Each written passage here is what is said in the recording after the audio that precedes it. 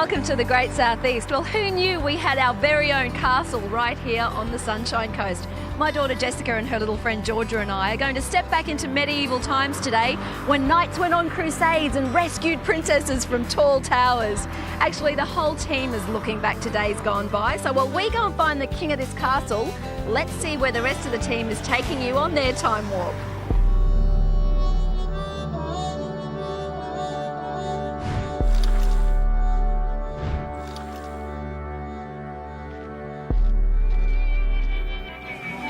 I'll admit to being a bit of a history buff, and one of the conflicts that interests me the most is the American Civil War.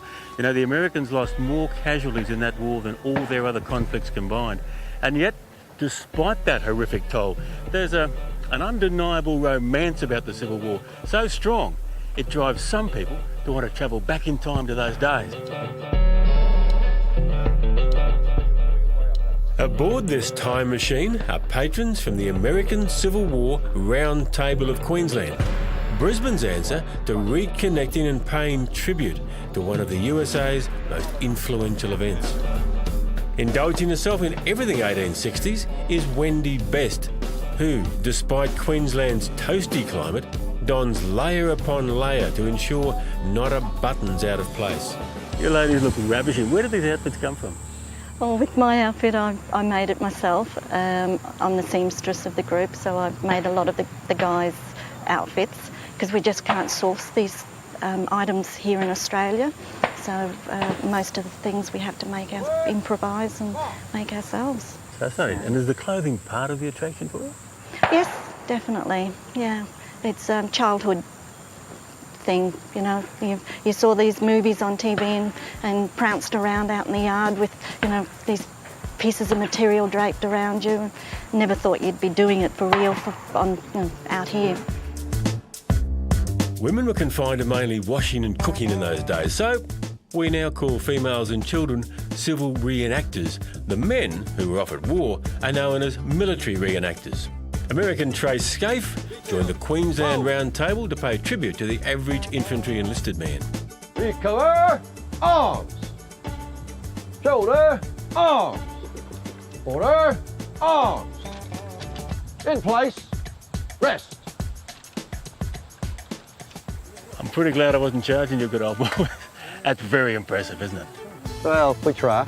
A childhood fascination grew into an obsession with history, in particular the Civil War era.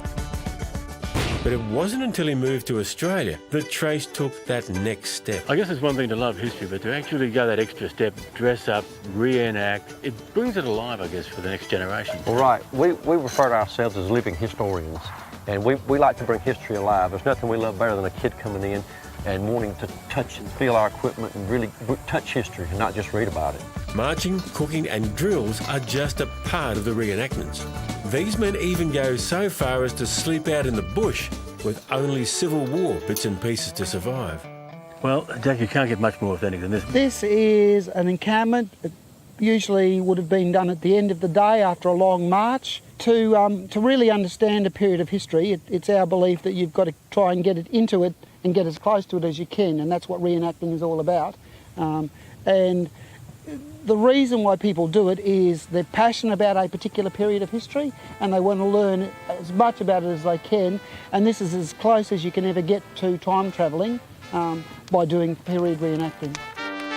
Brisbane's biggest history fair, History Alive, is a huge two-day event at Fort Lytton on the Queen's Birthday long weekend. And the American Civil War Round Table of Queensland will certainly have a presence there. The Round Table meets in Coorparoo once a month and welcomes new members. This really is an enthusiastic troop. I find myself having to join in. After their time away, these good old boys obviously built up quite an appetite. And while this looks like a lot of fun, to be honest, it's an era that I'm pleased I wasn't part of.